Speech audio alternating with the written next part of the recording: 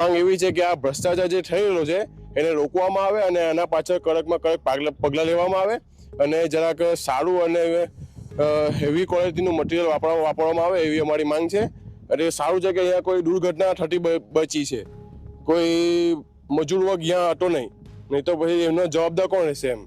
જે રીતે આજે ટાંકી તૂટી એ જ બતાવે છે કે ભાજપમાં ભ્રષ્ટાચાર ચારે તરફ છે।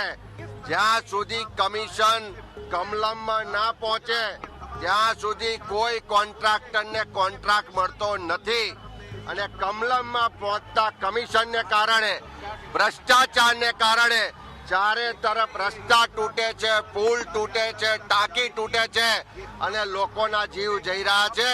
આ ભાજપનો ભ્રષ્ટાચાર હવે ખુલ્લો પડી ગયો છે। આવનારા દિવસોમાં જનતાને સાથે રાખી અને આ ભાજપના ભ્રષ્ટાચાર